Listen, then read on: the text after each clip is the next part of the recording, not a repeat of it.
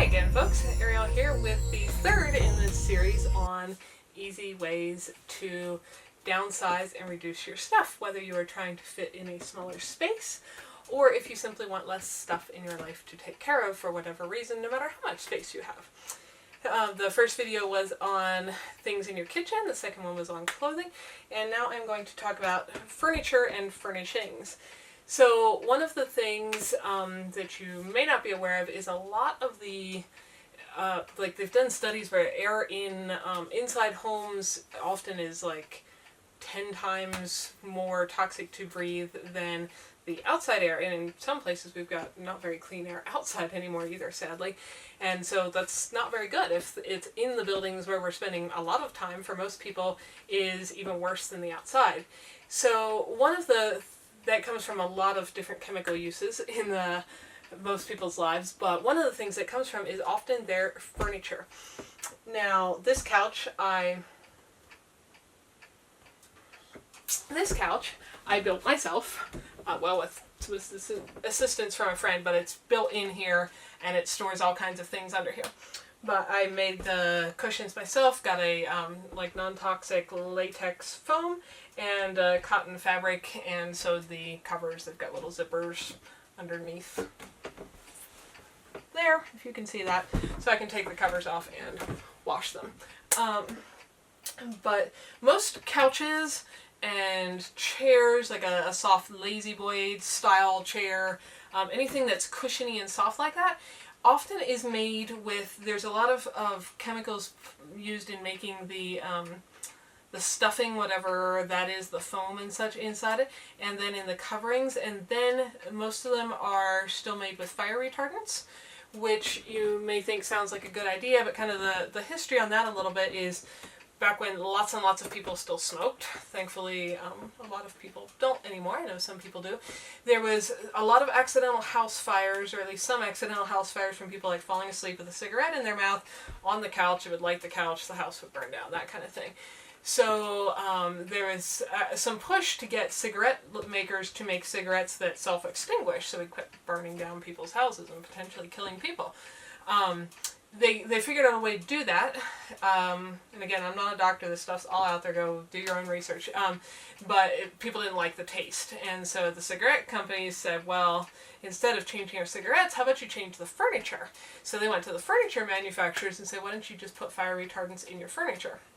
Now, the way this usually works is they're soaked into usually the inside of a cushion, so for them to actually work to slow down a fire, they would often have to, the whole exterior would already had to have burned through to get into there, but these rules have now been changed in a lot of areas, because what happens is when a house does burn, because there are sadly house fires, the chemicals that are coming out of that fire retardant as it does burn, because it's just a retardant, it does not stop all burning.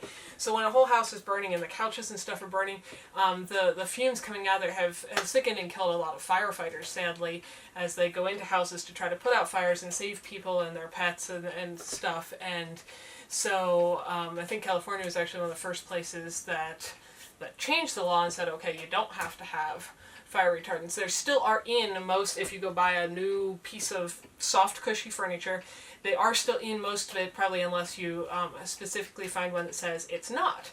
So I recommend either making your own, which is what I did, or finding ones that are not, or going with stuff that is simply solid wood. Like my chair, this is the cushiest thing in the house. Oh, and the same is true of carpets. Carpets off-gas, unless you get one that's like made of wool, real wool. They tend to off-gas for years, sometimes decades, all kinds of toxic chemicals. Paints do. The paint, you saw me finish painting this wall not too long ago. This is a non-toxic paint it's water-based, and you know, you can put your whole head in the paint bucket and it smells like wet chalk, kind of. There's none of that chemical odor. Paint's off gas for months, and then sometimes years. Some of the other VOCs, which is a volatile organic compound, not all of those are bad. That's just the things you can smell. When you smell a rose and it smells good, you're smelling volatile organic compounds coming out of the rose. But a lot of the artificially processed volatile organic compounds that go in things like paint, even when it's not lead-based, are also very harmful to human health. So, and because I'm more sensitive than many people to this kind of thing, I have had to learn about this. I feel genuinely like congested and ill when I sit on a lot of people's couches. I can't be around a lot of people's paints. One of my good friends recently had their windows re-varnished because, some of the varnish was peeling away around the window frame. And I think I'd gone over their place shortly after it was done, and the smell was so overwhelming when I opened the door, I couldn't breathe in there. And it was probably almost 3 months before I could really go back in their house and breathe.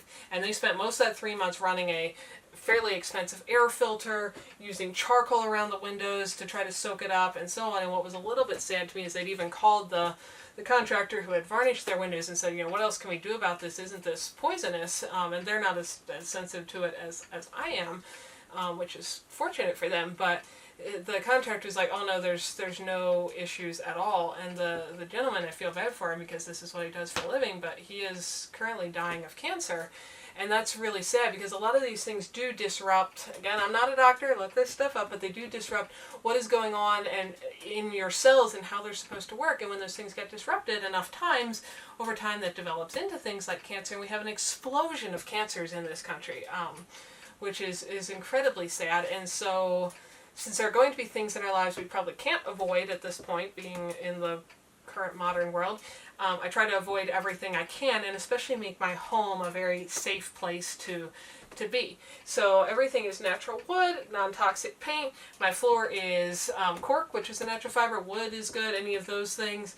If you're going to have carpet, some people love carpet. I just don't like cleaning carpet. I don't like carpet. I think it's gross and dirty. But aside from that, if you like carpet, you can there are some good brands now making wool carpets that are, again, kind of like the clothing I mentioned. It's a natural fiber, and it's not full of so many glues and stuff that's just going to be filtering into your air over time.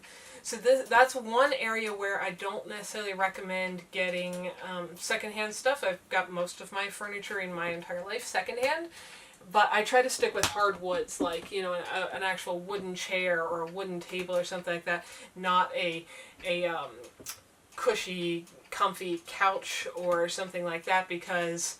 And you can make cushy ones. There are some that are much less toxic now. So if you love a big cushy couch, relax, take a deep breath, you can still get those. I know mine's a little firm. I actually like firmer surfaces. They make my back and my joints feel better. And I encourage you to learn a little bit about why sitting on soft surfaces or sleeping on soft surfaces isn't that great for your body either. But if you want a really cushy couch, you can have those without it being so poisonous as well. So that's something to think about. So if you went through your house and actually got rid of anything that was painted or varnished with a toxic finish, with anything soft and cushy that is off-gassing all kinds of chemicals into your air and onto your skin, furnishings, rugs, carpets, whatever you have, and then we're going to talk about the bedroom, where you hopefully are spending at least a third or maybe half of your life actually getting a good night's rest and sleeping. So then we come up to talk about the bed, where again, hopefully you are spending a good bit of your hours in a day actually sleeping. Umberly loves to sleep up here, and he loves to get tummy rubs up here.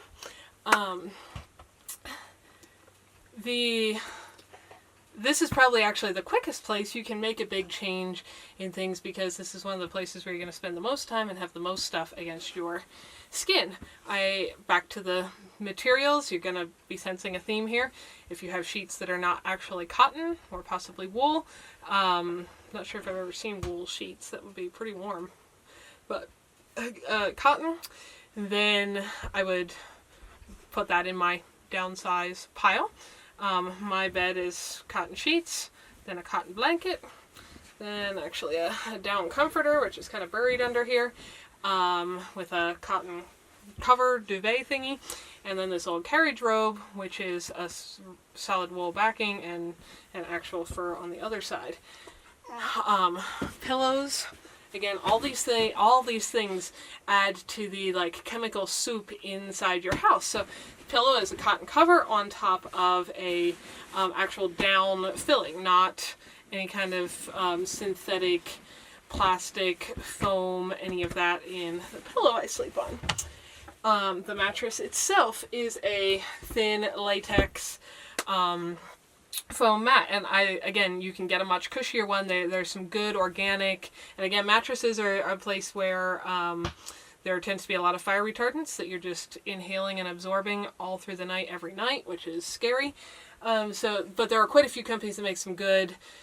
Now, there didn't used to be. You actually used to have to get a prescription from a doctor to be allowed to have a mattress that was not soaked in fire retardant.